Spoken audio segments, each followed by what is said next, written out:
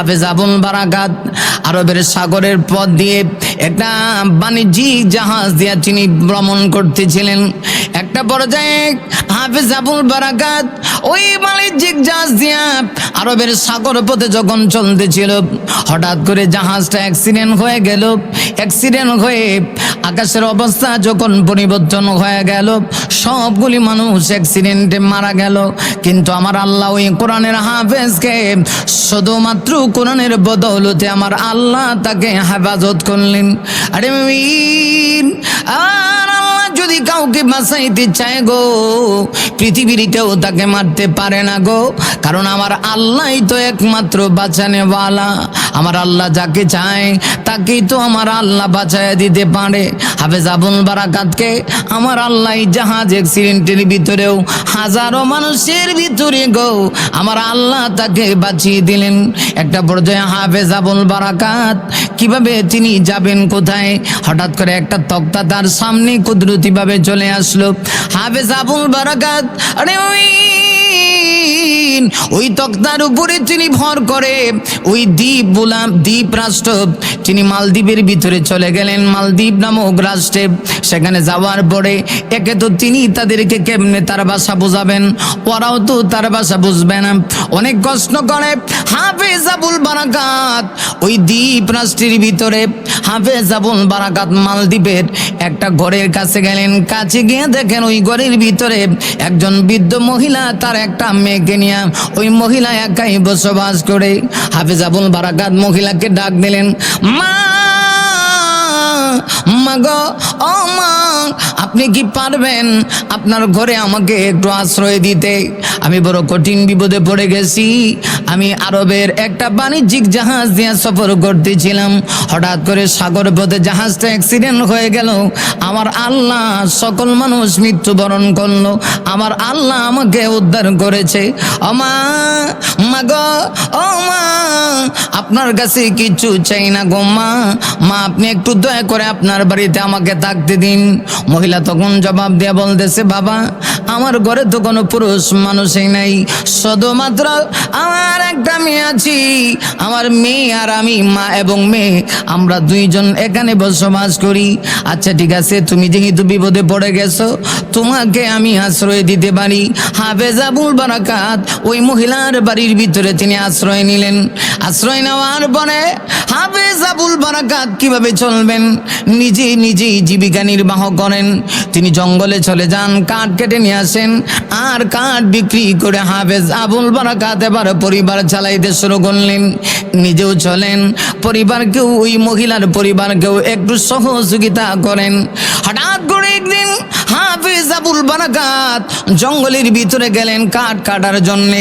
মমিন রে, কাঠ কেটে যখন হাফেজ আবুল বারাকাত আবার বাড়িতে আসলেন, এসে দেখেন ওই মহিলা গুনগুন সরে কান্না করতেছে। বড় আশ্চর্য হয়ে গেলেন হাফেজ আবুল বারাকাত, বড় আশ্চর্য হয়ে গেলেন। আরে ওই হাফেজ আবুল বারাকাত মহিলাকে জিজ্ঞাসা করলেন, মা গো, ও মা, কি হয়েছে গো মা, কেন আপনি কান্না করেন?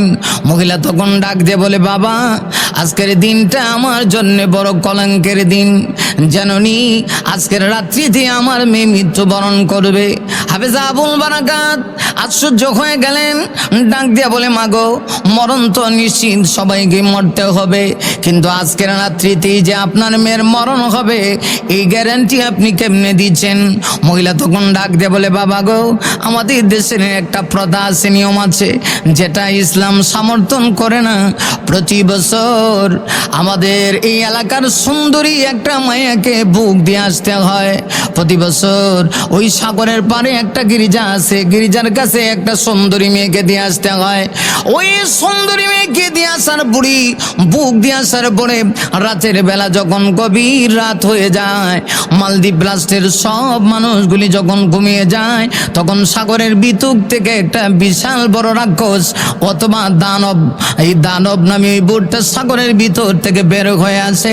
বের হয়ে আসার পরে করে এই একটা পর্যায়ে ওই মেয়েটার সঙ্গে সে তার মন মতো যা ইচ্ছা তা করে, শুধু যা ইচ্ছা তা করে তা না, এক পর্যায়ে তার জীবনটা বিপন্ন করে ফেলে, জীবনটা শেষ করে ফেলে। ওই মেয়েটা মৃত্যুবরণ করে। প্রতি বছর একটা মেয়ের কারণে ওই দানব নামী ভূত থেকে পুরা রাষ্ট্রের সকল মানুষগুলি হেফাজতে থাকে। আরে হাফিজ আবুল বারাকাত, শোনো না, এই হলো নিয়ম। তুই বছর লটারিতে যার নাম এসেছে সে আর কেউ না রে, আমার একমাত্র কলিজার টুকরা মেয়ে, তার নাম এসেছে হাফেজ আবুল বারাকাত। এই কথা শুনে বড় আশ্চর্য হয়ে গেলেন। না মা, না মা, এই নিয়ম আমি মানতে পারি না গো, না মানতে পারি না গো মা, কারণ এটা কোরআন সমর্থন করে না। প্রতি বছর এইভাবে একটা মেয়ের জীবন যাবে, ওই মেয়ের জীবনটা নষ্ট হবে, আর বিনিময়ে সকল মানুষ আরামে থাকবে তা নয়। এই নিয়ম নীতি আমি ভেঙে দিতে চাই। হাফেজ আবুল বারাকাত এবার ডাক দিয়া বলে, মা গো, একটা কাজ করেন, আপনার মেয়ে সুন্দর করে, আপনার মেয়েকে আপনি সাজিয়েছিলেন, এখন আপনার মেয়ে আপনার কাছেই থাকবে, আমাকে সুন্দর করে সাজান। এর কারণ কি জানেননি গো মা? কারণ আমি একজন পুরুষ, এখনো আমার মোজদারি উঠে নাই। আপনি যদি আমাকে সুন্দর করে সাজিয়ে গুছিয়ে দিয়ে দেন, ওরা টের পাবে না। বাবা, রাষ্ট্রের সরকারি বাহিনী লোকেরা তো নির্ধারিত টাইমে আসবে নিয়ে যাওয়ার জন্যে। এই অবস্থায় যদি তারা টের পায় তাহলে কিন্তু আমার অবস্থা 12টা বেজে যাবে। না মা, আপনার কিচ্ছু হবে না গো মা, আপনি টেনশন করবেন না, আমি তাদের কাছে কিচ্ছু বলবো না।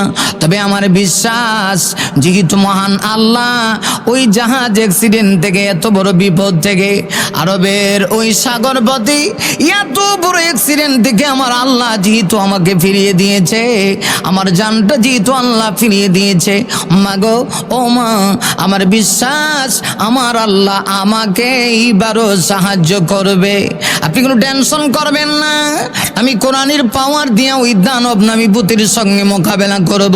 ওরা তো আর বুঝতে পারবে না, কারণ ওরা তো আপনার মেয়ে ভেবেই আমাকে নিয়ে যাবে। আমাকে রাতের বেলা সাগরের ওই গির্জার কাছে যখন আমাকে বুক দিয়ে চলে আসবে, আমি কোরআন দিয়া, আল্লাহর কালাম দিয়া ওই দানব নামী ভূতের সঙ্গে আমি মোকাবেলা করব। হাফেজ আবুল বারাকাত বলে, মা গো, আপনাকে কোনো টেনশন করতে হবে না, আমি কোরআন দিয়ে মোকাবেলা করব। কারণ কোরআনের সাথে যত বড় শক্তিশালী হোক, দানব হোক আর রাক্ষস হোক, কোনো কিছুই আল্লাহর কোরআনের কাছে আসতে পারবে না। কারণ আল্লাহর কোরআনের পাওয়ার সবচাইতে বেশি, ঠিক না? আল্লাহর কোরআনের পাওয়ার সবচাইতে বেশি। হাফেজ আবুল বারাকাত এবার সরকারি বাহিনীর লোকেরা চলে আসলো।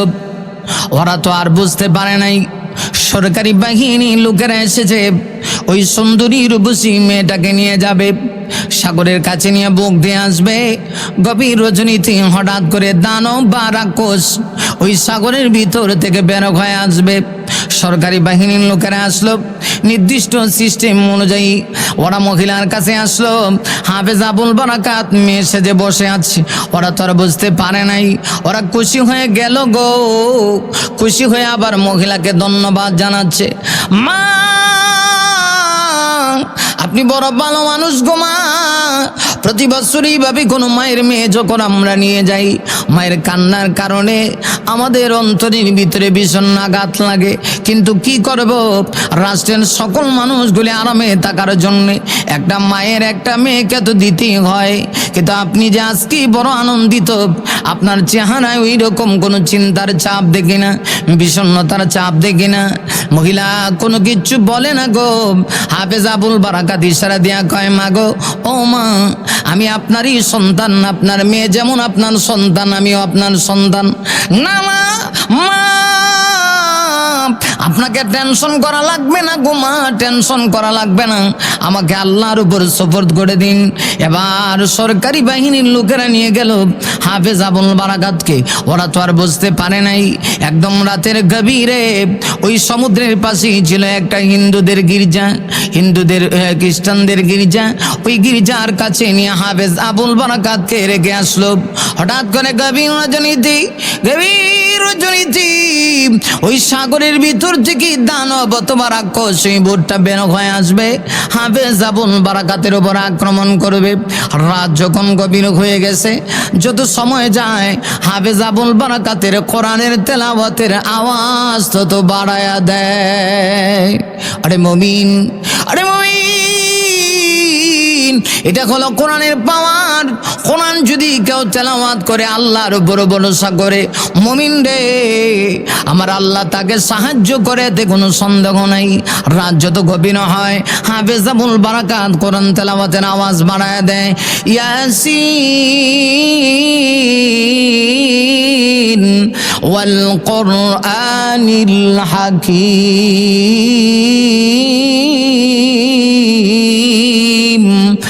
ইন্নাকা লামিনাল মুরসালিনা আলা সিরাতিম মুস্তাকিম।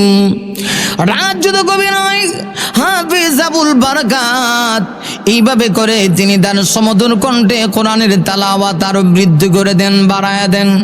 একটা পর্যায়ে গভীর রজনীতে ওই প্রত্যেক বছরের ন্যায় দানব নামী ভূতটা সাগরের ভিতর থেকে বের হয়ে আসে। বের হয়ে আসতে এসে আক্রমণ করার জন্য চেষ্টা করে, না পারে না। কোরআনের কাছে হার মানিয়ে ফেলেছি। হাফেজ আবুল বারাকাতকে আমার আল্লাহ কোরআনের উসিলায় ওই দানব নামী ভূত থেকেও আমার আল্লাহ বাঁচিয়ে দিয়েছে। সারা রাত এইভাবে কোরআন তেলাওয়াত করলেন। সকালবেলা সরকারি বাহিনীর লোকেরা আসবে। আরে ওই সরকারি বাহিনীর লোকেরা সকালবেলা লাশ নিয়ে যাবে, মায়ের কাছে ফেরত দিবে, জীবনের শেষ মাতার সন্তানকে দেখবে। কিন্তু সকালবেলা গিরিজার কাছে সরকারি বাহিনীর লোকেরা যখন আসলো গো, এসে দেখে কোথাও কোনো মেয়ের লাশ নাই, বরং জীবন্ত একটা মানুষ দেখা যাচ্ছে। যুবক একটা ছেলে, একদম চেহারা পরশা সুন্দর, সুদর্শন চেহারার মোটাম দেখের অধিকারী একটা যুবক আল্লাহর কোরআন থেকে তেলাওয়াত করে, আর রহমানু আল্লামাল কুরআন খালাকাল ইনসান আল্লামাহুল বায়ান।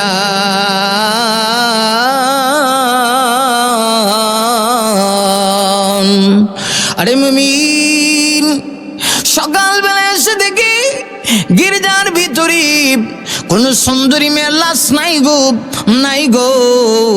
একজন কোরআনের হাফেজ, অত্যন্ত সুন্দর চেহারা, চেহারার ভিতরে নুরানি বাপ, বড় সুদর্শন চেহারার অধিকারী একজন যুবক কোরআনের হাফেজ আল্লাহর কালাম থেকে তেলাওয়াত করে। এই দৃশ্য দেখে ওরা বড় আশ্চর্য হয়ে গেল। জিজ্ঞাসা করে, এখানে না রাত্রিবেলা এই দানব নামী ভূতকে খাওয়ার জন্যে, ভূত যেন খুশি হয় তার জন্য একটা মেয়েকে আমরা বুক দিয়ে রেখে গেলাম, কিন্তু মেয়েটাকে যে পাইলাম না, কোথায় গেল? হাফেজ আবুল বারাকাত ডাক দেয়া বলে, একটু ভালো করে আপনারা টেনশন করে মিলান, ভালো করে চিন্তা করে আমার দিকে তাকায় আপনারা মিলান তো দেখি রাতের বেলা কাকে রেখে গিয়েছিলেন। সরকারি বাহিনীর সদস্যরা, বাহিনীর লোকেরা বড় আশ্চর্য হয়ে গেল। না, আমরা তো তোমাকে রেখে যাইনি, সুন্দরী সুদর্শিনী একটা মেয়েকে সাজিয়ে গুছিয়ে বুক দেওয়ার জন্য গিরিজার পাশে রাত্রিবেলা রেখে গিয়েছিলাম। হাফেজ আবুল বারাকাত বলেন, না এইটাই ছিলাম তো আমি, সে হাফেজ। তাহলে ওই মহিলা যে তার মেয়ে দিল? হাফেজ আবুল বারাকাত বলেন, না, মহিলা তার মেয়েকে সাজিয়েছিল, কিন্তু আমি যখন জানতে পারলাম প্রতি বছর এইভাবে অন্যায়ভাবে একজন মায়ের উপরে জুলুম আসে, মা তার জীবনের মতো একটা মেয়েকে হারাতে হয়, এই ঘটনা যখন আমি জানতে পারলাম, আরে ওই হাফেজ আবুল বারাকাত ডাক দিয়ে বলেন, তখন আমি এটা মেনে নিতে পারলাম না, কারণ আমার ভিতরে কোরআন আছে, আর কোরআনের ভিতরে একজন নারীকে আমার আল্লাহ কত সম্মান দিয়েছে।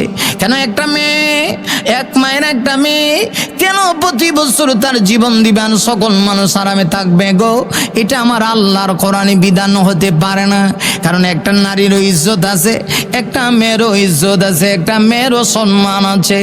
নারী মুমিন না শুধু সম্মান আছে তা না গো, আমার নবী বলেন কাহারও যদি দুইটা কন্যা সন্তান হয়, আর ওই দুইটা কন্যা সন্তানকে ভালো করে লালন পালন করে ভালো একজন পাত্রের হাতে তুলে দিতে পারে গো, নবী বলেন ওই বাবার জন্য দুই কন্যা সন্তানের ওসিলায় আল্লাহ তৈরি দুইটা জান্নাত ওয়াজিব হয়ে যাবে। না শুধু তা না, আমার নবী শুধু এটা বলেছেন তা না, নবীজি তাও বলেছেন কাহার যদি তিনটা কন্যা সন্তান হয়, ছেলে মেয়ে দেওয়ানের মালিক আল্লাহ, অতএব মেয়ে হওয়ার কারণে অবহেলা করার মতো কোনো সিস্টেম নাই, বরং আল্লাহ নিজেই কোরআনের ভিতরে বলে দিয়েছেন ছেলেও আল্লাহ দেয়, মেয়েও তো আল্লাহ দেয়। ইয়াহাবু লিমান ইয়াশাউ ইনাসা ওয়া ইয়াহাবু লিমান ইয়াশাউ যুকুর আও ইউযাওবিজুহুম যুকরানা ওয়া ইনাসা ويجعل من يشاء عقيما إنه عليم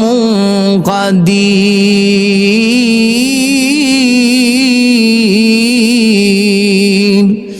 আরে ওই আমার আল্লাহ ছেলে এবং মেয়ে দেওয়ানের মালিক রে, আল্লাহ বলেন ইয়াহাবু লিমান ইয়াশাউ ইনাসা, আমি যাকে চাই গো তাকে মেয়ে সন্তান দিই, ওয়া ইয়াহাবু লিমান ইয়াশাউ যুকুর, আর যাকে চাই আমি আল্লাহ তাকে ছেলে সন্তান দিই। আও বিজাওবিজুহুম যুকরানা ওয়া ইনাসা, আমার আল্লাহ বলেন আর আমি আল্লাহ যাকে চাই ছেলেও দিই মেয়েও দিই। ওয়া ইয়াজআলু মান ইয়াশাউ আকিমা, আর যাকে আমি আল্লাহ চাই বাজা রাখি, এর অর্থ হলো ছেলেও দেই না মেয়েও দেই না। তাহলে আল্লাহ যদি কাহারো কন্যা সন্তান দেয়, কন্যা সন্তান শুধুমাত্র মেয়ে হওয়ার কারণে সে অবহেলিত হবে, এটা আমার আল্লাহর কোরআন মানতে পারে না। যুবক হাফিজ কোরআন হাফিজ আবুল বারাকাত ডাক দেয়া কই চললে আমি মানতে পারি নাই।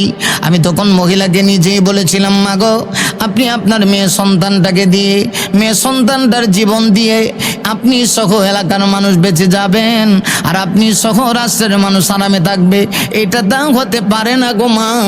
মা গো ও মা, আপনার মেয়ের পরিবর্তে আপনি আমাকে সাজিয়ে গুছিয়ে দেন, আমি দেখব দানব নামী ভূতের কি পরিমাণ শক্তি হতে পারে, আমি কোরআন দিয়ে মোকাবেলা করব, অবশ্যই আমার আল্লাহ আমাকে হেফাজত করবে। তাই তো মহিলার কাছে আমি নিজে আগ্রহী হইয়া মহিলার মেয়ের পরিবর্তে আমি নিজে সেজে গুছিয়ে এসেছি, আমি নিজে সেজে গুছিয়েছি এসেছি। যে মুখরতি কথা শুনেছি সরকারি বাহিনীর লোকেরা বড় আশ্চর্য হয়ে গেল, কি বলে কি বলে এই কোরআনের এত যদি পাওয়ার হয়, সরকারি বাহিনীর লোকেরা আবার বলে ঠিক আছে কোনো সমস্যা নাই, চলো তোমাকে নিয়ে আমরা যাই বাদশার দরবারে। হাফেজ আবুল বারাকাত মনে মনে কয় টেনশন নাই, মূল হেডকোয়ার্টার থেকে কোরআনের আওয়াজ আমি সারা মালদ্বীপ শহরে পৌঁছায়া দিতে চাই। সম্মানিত সুধী, হাফেজ আবুল বারাকাত বলে ঠিক আছে আপনারা আমাকে নিয়ে যান, কোনো প্রবলেম নাই, নো প্রবলেম, আপনারা আমাকে নিয়ে যেতে পারেন, আসল জায়গা থেকে কোরআনের আওয়াজ ছড়িয়ে দিতে চাই। দেখেন একজন কোরআনওয়ালার ভিতরে কি পরিমাণ আল্লাহর ভয়, সে পৃথিবীর কাউকে ভয় করে না। কোরআনওয়ালার দ্বারা একটা সমাজ এবং রাষ্ট্রের কীভাবে পরিবর্তন হয়, এজন্যই তো একজন কোরআনওয়ালার ব্যাপারে আমার আল্লাহর পবিত্র কোরআনের ঘোষণা। إنما يخشى الله من عباده العلماء।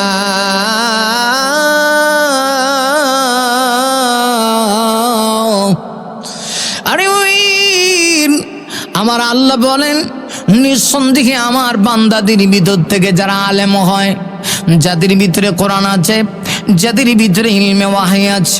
মুমিন রে, আমার আল্লাহ বলেন তারাই তো আমি আল্লাহকে প্রকৃত ভয় করে।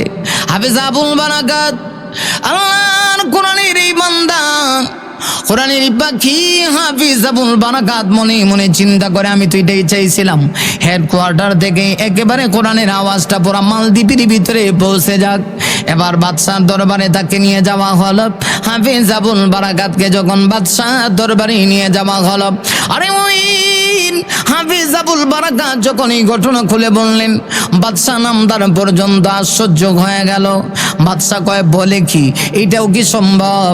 হাফিজ আবুল বারাকাত বলে, বাদশাহ নামদার যদি বিশ্বাস না হয় গো, একটা কাজ করেন, আমাকে আপনি বলে দিন, আমি আরো একটা বছর আগামী বছরের জন্য অপেক্ষা করব। ঠিক 1 বছর পরে আর এই দিন যখন আসবে, একটা মেয়ের পরিবর্তে আপনি আমাকে সাজাইয়া আপনার বাহিনীর লোকেরা আবার গির্জার পাশে রাতের বেলা দিয়ে আসবে। গভীর রজনীতে রাত যখন নীরব নিস্তব্ধ ভূমিকা হয়ে যাবে, এমনি অবস্থায় গভীর রজনীতে আমি করব কি, ওই দানব নামী ভূতের সঙ্গে আল্লাহর কোরআন দিয়া মোকাবেলা করব।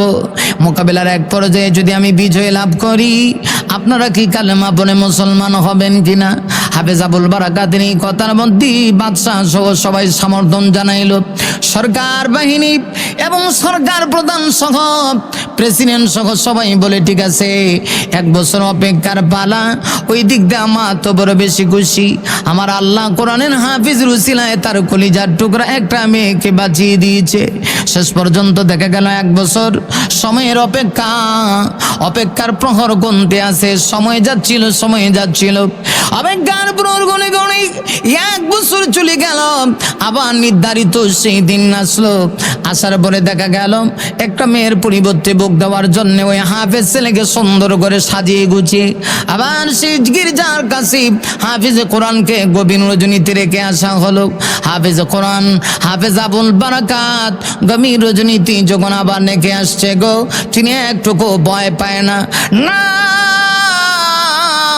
কোরআনওয়ালা আল্লাহ ছাড়া কাউকে ভয় পায় না গো, ভয় পাইতে পারে না। হাফেজ ভয় পায় না গো।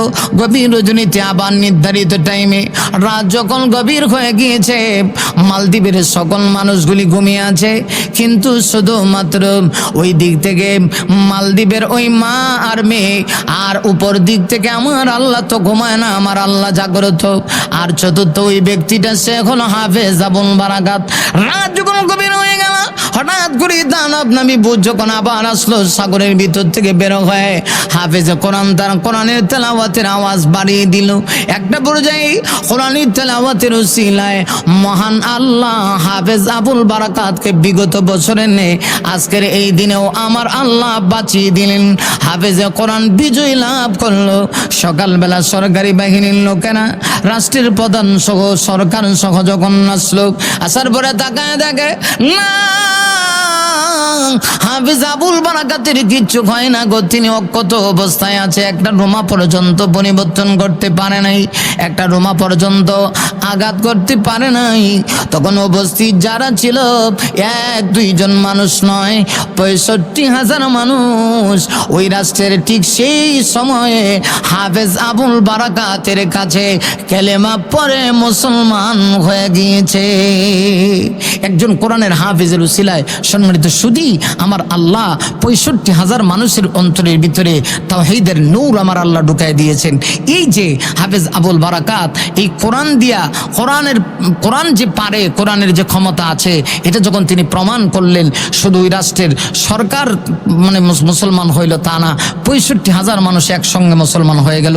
পরবর্তীতে এই মালদ্বীপ নামক রাষ্ট্রে আর কোনো মানুষ বেঈমান থাকলো না, কাফের থাকলো না, সব মুসলমান হয়ে গেছে। শতভাগ মালদ্বীপের মানুষ মুসলমান। সম্মানিত সুধী, এটা হলো কোরআনের পাওয়ার। কিসের পাওয়ার? কোরআনের পাওয়ার। এই জন্যে আমাদেরকে কোরআনকে আঁকড়ে ধরতে হবে। যে জাতি কোরআন ছেড়ে দিবে, এই জাতির ভাগ্যের কোনো পরিবর্তন হতে পারে না।